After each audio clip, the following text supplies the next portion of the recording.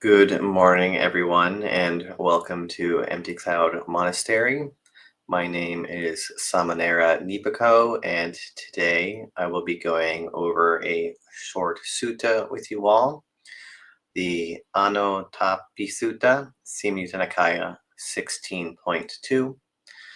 Before beginning, we'll do a short homage to our original teacher, Shakyamuni Buddha, who is the reason why we're all gathered here today. Namo tassa bhagavato arahato samma sambuddhassa. Namo tassa bhagavato arahato samma sambuddhassa. Namo tassa bhagavato arahato samma sambuddhassa. Buddhaṃ dhammāṃ saṅghāṃ namasāmi. So, hello to Rebecca, hello to Rhythmic Freedom. Hope that both of you and whoever else is tuning in live or later in the day or at some other point of time is also doing well. If at any point during the talk you have any questions, feel free to put them into the comments and I will get to them at the end. If you would like to read along with me, there is a link to this sutta in the description. We will be using Bhante Sujato's translation. So the Anottappīsutta, Imprudent, Samyutta Nikaya 16.2. So I have heard. At one time, Venerable Mahakassapa and Venerable Sariputta were staying near Varanasi in the deer park at Isipatana. Then, in the late afternoon, Venerable Sariputta came out of retreat, went to Venerable Mahakassapa, and exchanged greetings with him. When the greetings and polite conversation were over, he sat down to one side and said to Mahakassapa, Reverend Kassapa, it's said that without being keen and prudent, you can't achieve awakening, extinguishment, and the supreme sanctuary from the yoke.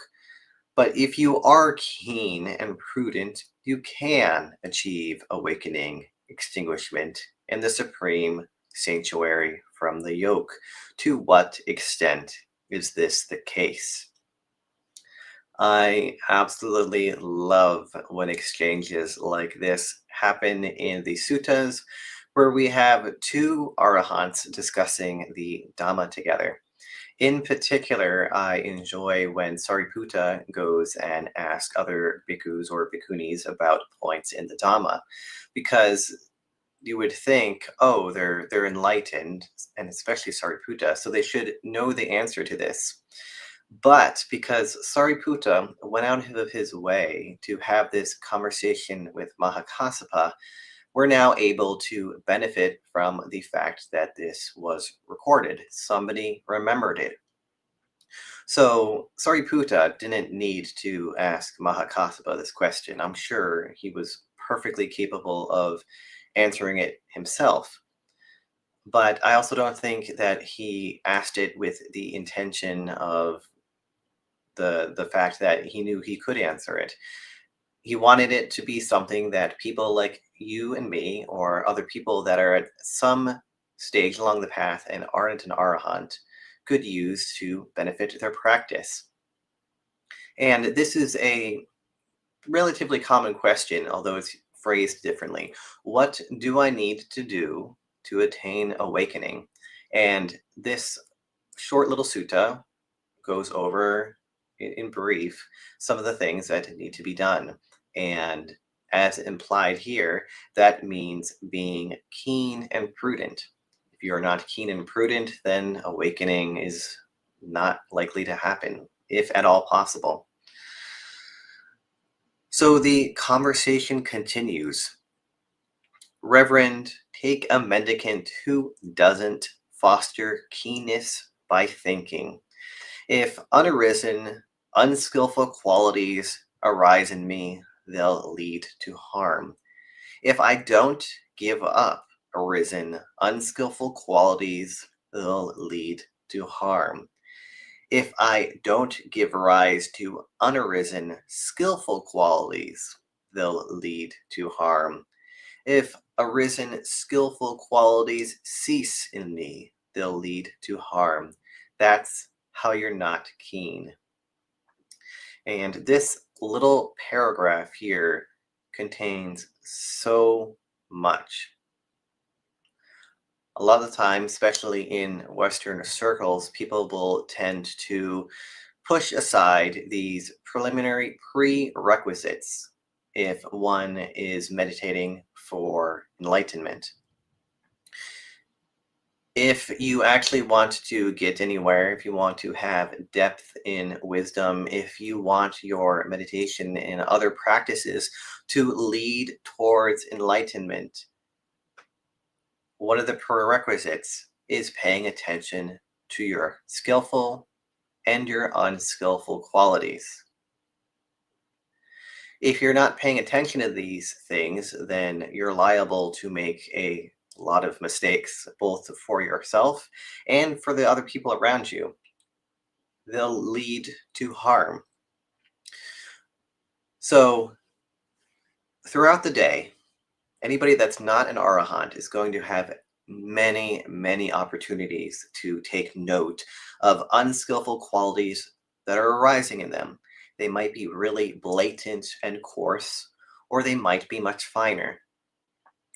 A more coarse example might be somebody who you just insult them a little bit, which you shouldn't be doing anyway, but maybe you see somebody else insulting them a little bit, or just critiquing their work. It's okay, but it could be better, and it's not the final product. And they just explode. They get so upset. You told me to do it this way, now you're asking me to do it that way. You never think anything I do is good enough, and they just yelling at this person, or are in other ways very clearly visibly upset in an unskillful way. It could also be something much more fine. It could be the same situation, and you have or this other person has a history, and you can just pick up on their body language or their choice of words, their tone of voice, any other potential physical cues that you know that they're unhappy, that they're perturbed, that there's an unwholesome state going on there. So you have this whole spectrum. And in the instances of people who are in coarse forms of it in particular, and speaking from my own experience, when anger in particular was much more coarse, I wasn't even aware of it. It was obvious to everybody around me, and many of my family members. When they get angry, it's not obvious to them, but it's obvious to everyone around them.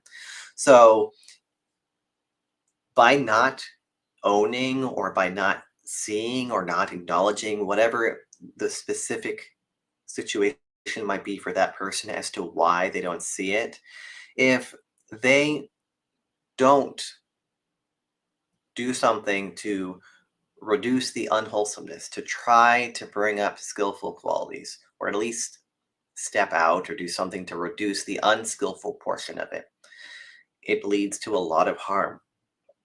I'm sure you've seen it in yourself and with others.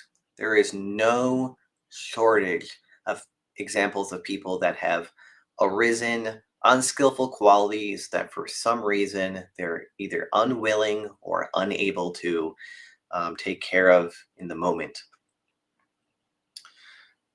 On the flip side, for arisen skillful qualities, I often see in Western circles in particular, people are very happy to brush their skillful qualities under the rug, unless they're doing something like running a multi-million dollar nonprofit organization that feeds starving children in such and such a country, or supplying medical supplies to areas that are struck by a disaster zone.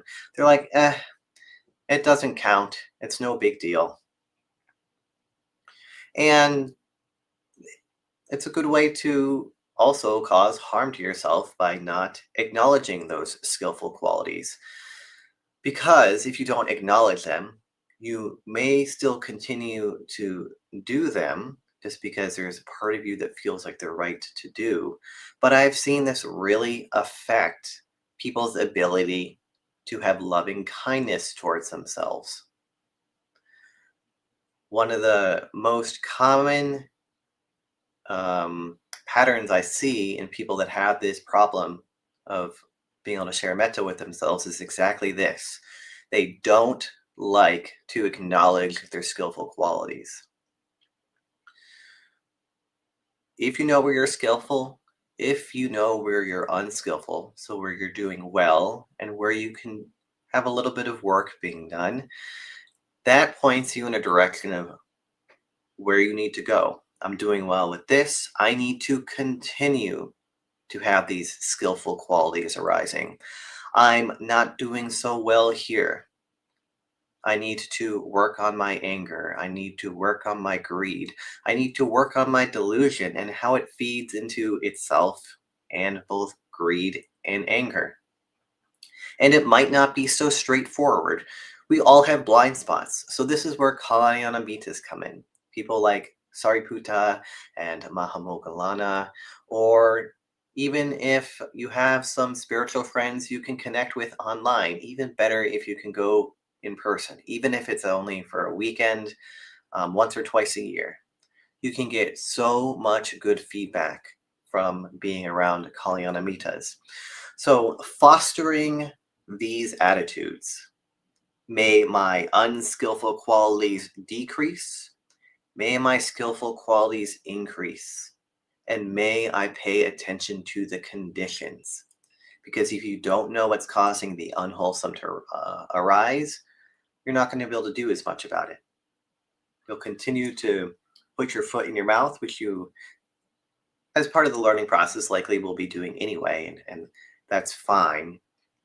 We're going to have to touch the hot stove as many times as we need to until we learn not to do it anymore. But each time it happens, you can pay attention to why, and gradually, you'll understand the circumstances, physical and mental cues. And at some point, you'll decide not to do it, or you'll think about not doing it and then do it anyway, which for some things is part of the process.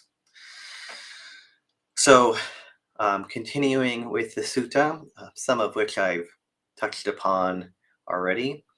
And how are you not prudent? Take a mendicant who doesn't foster prudence by thinking. If unarisen, unskillful qualities arise in me, they'll lead to harm. If I don't give up arisen, unskillful qualities, they'll lead to harm. If I don't give rise to unarisen, skillful qualities, they'll lead to harm. If arisen, skillful qualities cease in me, they'll lead to harm. That's how you're not prudent. That's how, without being keen and prudent, you can't achieve awakening, extinguishment, and the supreme sanctuary from the yoke. So some of this I had already touched on when talking about not fostering keenness. So to just briefly reiterate, as it says here, if unarisen, unskillful qualities arise in me, they'll lead to harm. So maybe right now there's no very coarse on unwholesome qualities in you, but then something changes, and it might not be necessarily obvious, and you see this unwholesome quality arising in you. How can that lead to harm? How has this led to harm in the past? For example, if you have a tendency towards the unwholesomeness of being sad, how do you use that as a dagger against yourself? Just trying to understand it. This is how I feel. This is what it is. and I can work with it. I don't have to stab myself again. How can I be comfortable being uncomfortable? Sadness, in particular, is one of those things that I had a lot of practice with in my early days, um, much of my childhood and my adolescence. So it was a constant learning opportunity. How do I use this sadness to hurt myself and other people? And for me in particular, it was mostly myself. So I would pay attention to the different patterns in which I would do that. And sometimes, just by paying attention to that, the sadness would either go away or it would at least take the sting away. I was at that point able to function and do whatever I needed to do, even though that painful stinging of the sadness was still there. So it added a little bit of a gap for wholesome qualities to arise. At some point, I was able to start to be patient with myself or with other people that I felt like were contributing to the situation I was in, and recollect what's good about them and what is good about me. And before I was able to begin to understand these conditions and how to work with it, there was absolutely no space for me to be able to recollect my good aspects or theirs, or allow for other wholesome states as applicable to whatever the situation was to arise. So, by paying attention to your body and your mind, the different cues you get, there are cues, they just may not always be obvious. You can work with being aware of when unarisen states, wholesome or unwholesome, arise, and when arisen states, wholesome or unwholesome, cease. And as just a little plug in there, this is also a wonderful way to observe impermanence and not self. And once I began to realize that these arisen unwholesome states were impermanent in particular, it gave so much relief. Even if my mind was telling me it's going to be this way forever, I had finally started to see that's not true. It might be this way for a while, I might be uncomfortable for a while, but it will end. And on the flip side, it also allowed me to appreciate when things were well, because this is also going to end. Something is going to change. Even if things still stay well, the quality of wellness or what is causing the wellness is also going to change.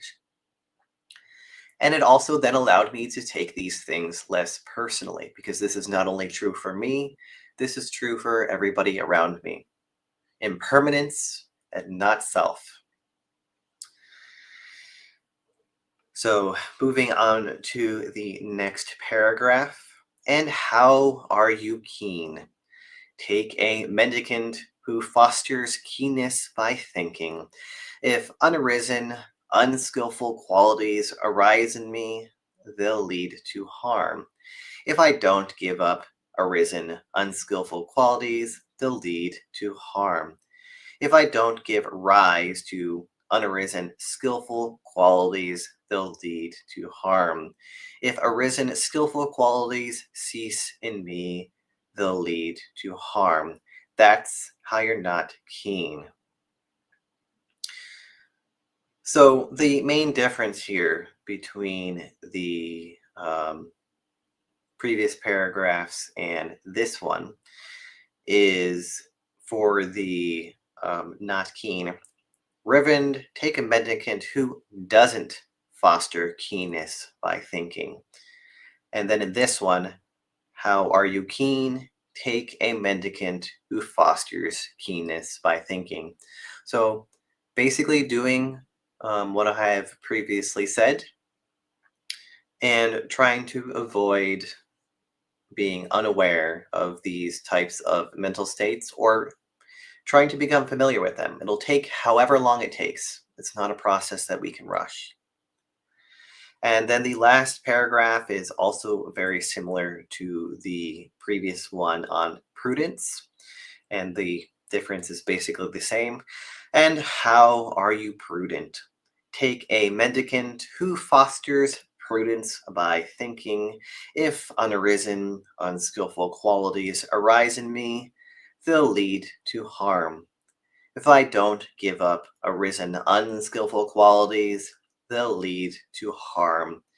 If I don't give rise to unarisen, skillful qualities, they'll lead to harm. If arisen, skillful qualities cease in me, they'll lead to harm. That's how you're prudent. That's how, if you're keen and prudent, you can achieve awakening, extinguishment, and the supreme sanctuary from the yoke. So, with this last sentence, to reiterate what I had said at the beginning one more time, this keenness, this prudence is a prerequisite. It is not optional. If you want to achieve awakening, extinguishment, nibbana, this keenness, this prudence is necessary. It is not something separate from the practice. It is not something different. It is something to be practiced all day. It is great to practice off the cushion. If you have a job, I'm sure you interact with other people. And if you don't, and you just have yourself, like maybe you work from home most of the time, or you have some sort of remote wilderness work or something, you still have your mind and your body, and however it is reacting in a wholesome or unwholesome way to the environment around you. So take advantage of this. So many people will meditate for 10, 20, 30 minutes in the morning and maybe again in the evening, and that's it. They don't bring their practice off the cushion. And because they don't do so, they have minimal results. If for half an hour a day, you're training your mind to be calm, happy, and peaceful, and to pay attention to what's going on, and for the other 23 and a half, you're still doing what you were doing before, your progress is going to be very slow or very negligible. So this is a great practice to do off the cushion because it is accessible everywhere. You cannot go anywhere without your mind and your body. So highly recommend tapping into it.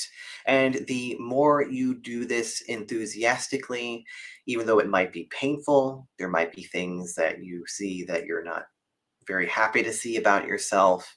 And you might even see things that are actually great about yourself that you didn't see before.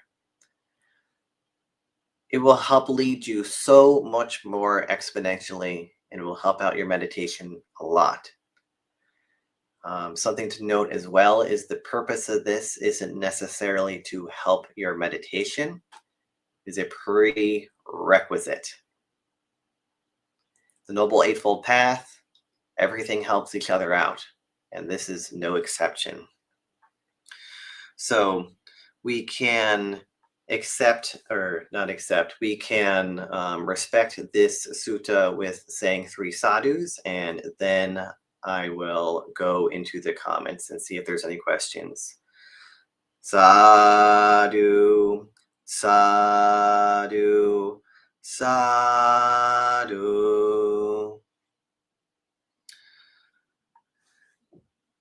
All right. So we have a couple bots that I see in the comments, so I'm going to take care of that real quick. And then I will go into the questions. Okay. So, hello Rebecca, hello Jayanta, Rhythmic Freedom, Sunya Anagarika, Christopher Hahn, and Brianna. So the first question I see is from Sunya Anagarika. So the sutta references are almost always in the titles. So here it is Anottappīsutta, Samyutta Nikaya 16.2. And you can also find the link to this in the description for this video. Christopher Hahn asks, can one achieve liberation with wisdom without Sila and Samadhi? Because there were monks did achieve liberation by listening to Dhamma.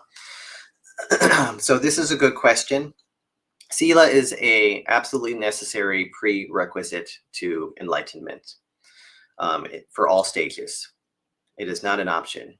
You will see in many, many, many places that the Buddha will mention that beings don't, you don't kill, you don't steal, you don't commit sexual misconduct, you don't lie, and you don't take intoxicants that cause heedlessness.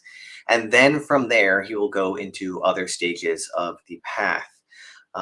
You will especially see this in various suttas related to the gradual training. So Sila is the bedrock. It is the base. It is your foundation. If you do not have strong Sila, Nibbana of any type is not possible. As far as Samadhi, this is a debate that I'm aware of in the scholastic world. Some say, yes, you can up to non-returner without Samadhi. And others say that you need Samadhi, so jhana, for even stream entry. This is part of a larger project I'm doing right now in terms of the suttas to see where these things actually come up. So I don't have a particular opinion on it at the moment, as I'm still reading through the suttas about this. But Sila, absolutely, and jhana to some extent or another, depends upon which level of awakening you're talking about. Yes, it just depends upon people's interpretation, and whatever I find, I don't think is going to end this debate anyway. So Christopher then asks, also, Lord Buddha mentioned we Savakas, listeners of Dhamma. Moreover, Buddha went around teaching Dhamma and not asking them to meditate. So, yes, you will see in a lot of suttas for lay people that they aren't taught to meditate. And this is another thing I'm looking through right now, if there's instances where he does. But in all of them that I have seen for lay people, not necessarily Brahmins, but lay people in general, he will teach them about Sila.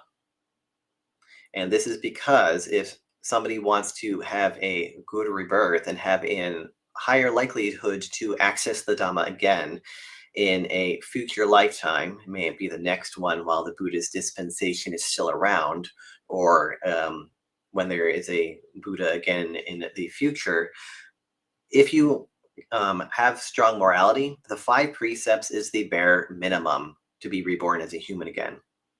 For anything below the human realm, it's very difficult to practice the Dhamma because of how much pain there is, or how much instinctual pressure there is to act out in however they need to, or circumstance.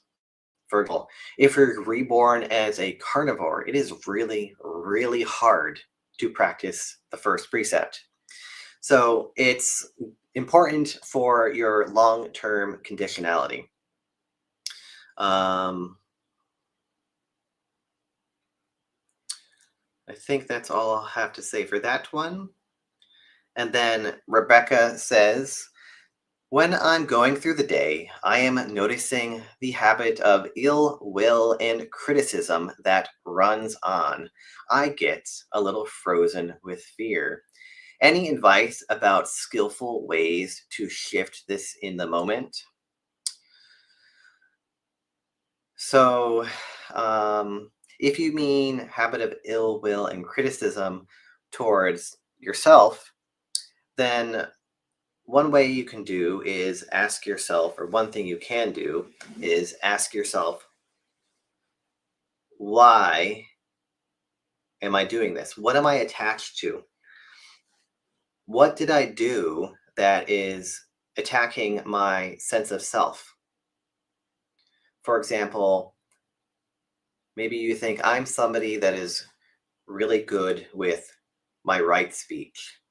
And then somebody says or does something that brings up something old in you haven't seen in a long time, or maybe you see it regularly, and you don't partake in right speech. That could lead to self criticism and really beating yourself up, or also having ill will towards that person. Like, man, I can't believe that they said this. How could they? So, if I have that happening, I will look towards what I feel is being attacked. What about my sense of self is not aligning with what I think? What am I clinging to? And that's even more broad way you can do it. What am I clinging to? If there is suffering, there is clinging to something. So just being willing to explore it, to really look at it. And if it's too much pressure at the time, you can shelve it for now and you can come back to a little bit later when you have the space to be able to do so. Another way you can work towards it is being like, okay, I messed up, or I feel uncomfortable with this criticism someone else is giving me, whether it is right or wrong. Again, what am I clinging to? What expectations did I have? If you are being rightly criticized, either by yourself or another person, you can also then celebrate the fact that this is a Kalyanamita. This is like a pure, beautiful diamond. They have shown you an area where you can improve, especially if it's not about worldly stuff. But this also does apply to worldly things. So if your conduct wasn't very good and someone points it out, that's uncomfortable to hear. But it allows us to grow in the Dhamma. Without that, we would have a lot more blind spots that are very difficult to see and clear out. One other way you can deal with it or work with it, especially if it is causing a lot of suffering, is to recollect your good deeds. I messed up here, yes, but for the last week, I've been doing really good. I did this, I did that, I maintained my sila here and there. This is like a lump of salt being thrown into a lake. I will still have the consequences of this action, but I know I am doing a lot of good deeds. And if it was something that was really big, then this would be where you can sit down with the people involved and try to figure out a resolution. And at the same time, use it as a learning opportunity. What's done has been done. So, if nothing else, you can learn what caused it, what conditions came together, and a way to not have it happen again, which you can also rejoice in, because then that means the harm that happened to you and to anybody around you is less likely to happen again. But I really, really, really especially recommend the Sila Nusati. It's a good way to balance out ill will towards ourselves, from ourselves, or from others when we are in a moment of criticism. Hello, Brienne. Hello, Dilani. Hello, Bhavana Chandrasekhar. How to practice Buddhism with non-practitioners. In my experience, it doesn't usually work very well. So it's more you practicing on your own, because you can't expect other people who aren't Buddhist to act in a Buddhist way. You honestly can't even expect people who call themselves Buddhists to act in a Buddhist way. There are a lot of people out there who say they are Buddhists and they act in ways that are very, very worthy of criticism and censure. So all you can do is take care of your own practice.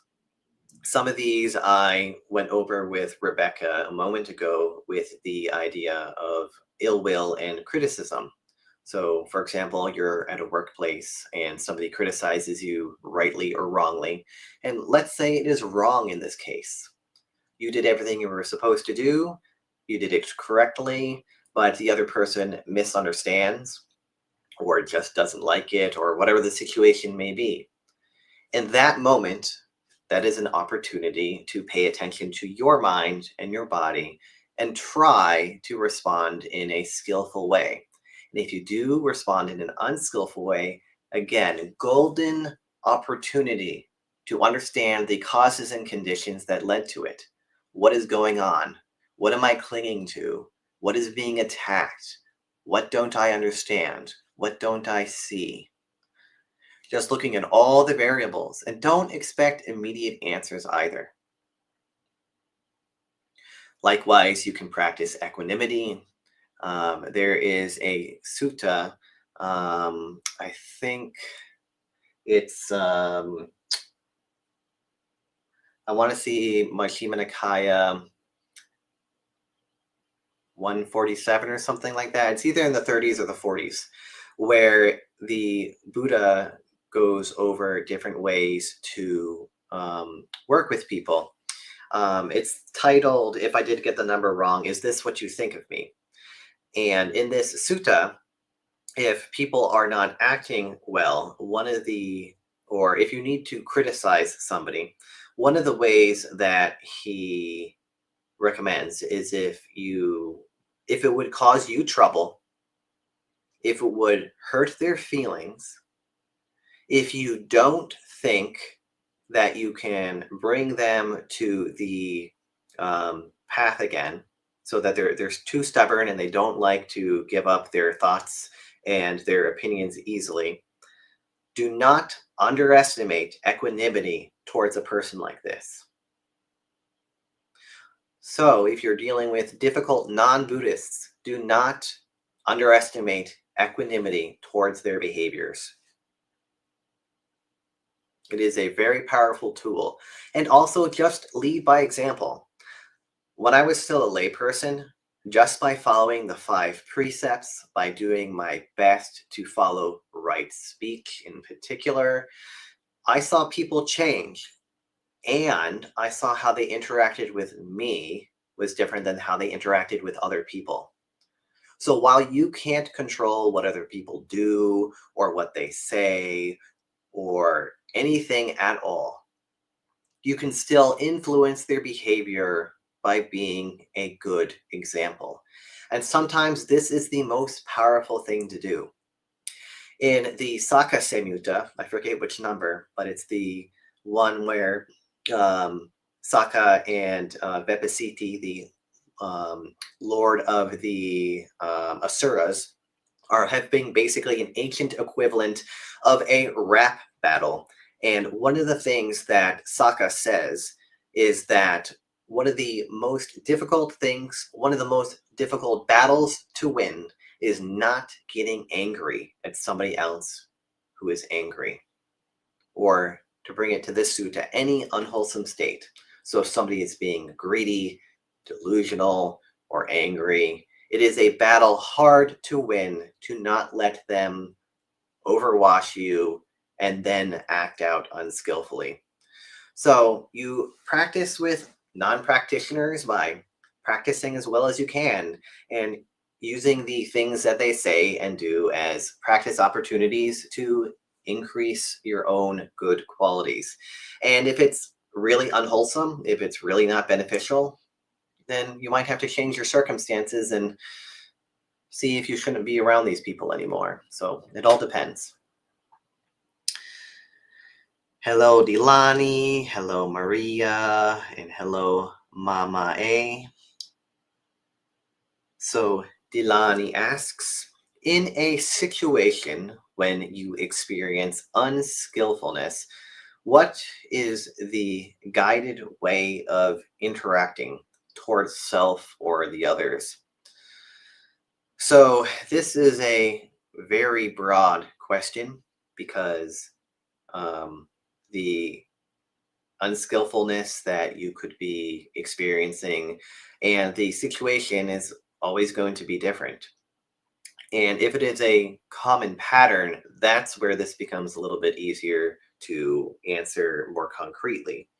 So I've given a couple of examples of this throughout the talk already, like if you're at work and somebody's difficult, or a difficult family member, or even if you have unskillfulness towards yourself, you'll have to look at your own mind and see what is going on. And if you really have no idea, if you're just like, I know I'm getting angry when I get insulted, or I know I'm getting angry when I get feedback, even if it's good feedback, then you can go to somebody about that specific situation, somebody you trust, somebody that you think is wise, and ask them about it. And the more information you can give, the easier it'll be for them to be able to help you. So, for example, one of the things that I noticed when I was working on my aversion in particular was there was one day at work where one of my coworkers said something completely unrelated to me, but due to what was going on at the time, it made me so angry. I was this close to opening my mouth, but I didn't want to cause any workplace discord. And because by not opening my mouth, I was forced to sit with how I was, it was the first time I ever realized that when I get angry, like a finger snap, even briefer than that, my vision briefly changes. If I sweat and if I shake a little bit, these were all indications that I was starting to get angry. So, what I would do in situations like this was be like, okay, I gotta put the brakes on. I am getting angry. As if I continue to see this increase, cannot open my mouth, or if I do, I have to be incredibly careful with my words. And once I noticed these things, I was able to notice more and more subtle movements, especially in my mind, because I knew what to look for in my body. And the body, for many people, is much more honest and coarse than the mind is. So when you're experiencing unskillfulness, a way I would start is listen to your body, pay attention to your mind, and then that will guide you. What are the cues, both wholesome and unwholesome? And if you begin to understand those cues, then you can begin to act more skillfully and not feel scared or intimidated when they show up, because they'll be familiar. And as time goes on, as you become more familiar, as you put your foot in your mouth, as you successfully don't put your foot in your mouth, you'll be able to navigate these in such a way that the skillfulness will continue to increase. That path will become more and more well worn, and your unskillfulness will decrease, and that path will start to grow weeds and trees and become impassable. So pay attention. Be willing to look at the scary things. It's okay to make mistakes. It's part of the learning process. As long as you are really trying to increase your wholesome states, despite all the unwholesome ones that may come up, you're going in the right direction. And take advantage of good, trusted friends. And they don't even necessarily have to be Buddhist. As long as there's somebody who is very moral and you feel is wise, they can be a great Kalyanamitta. So hello to Victoria. Hope you're doing well. So that is the last question that I see online. So I am going to call the live stream to an end at this point. Thank you all for attending. May you all be happy, well, and peaceful.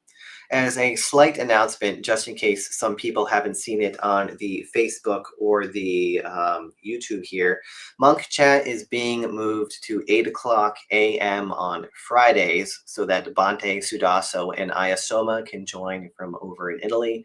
And we won't be having our Friday evening live streams at all anymore. Other than that, things will pretty much be continuing as usual. For the people that are local, we will be entering winter retreat soon.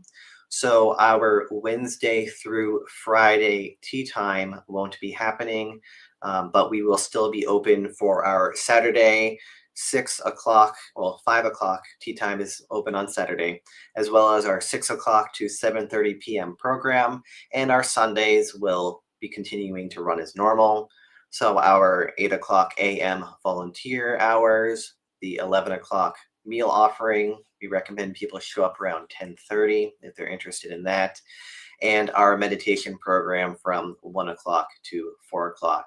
So, Suki Hotu, everybody. May you be happy, well, and peaceful. May you always have access to the Dhamma, affinity to practice the Dhamma, good conditions to practice the Dhamma. May you always be reborn where the Dhamma is available, and may you soon realize the threefold bliss. Have a wonderful rest of your day, everybody.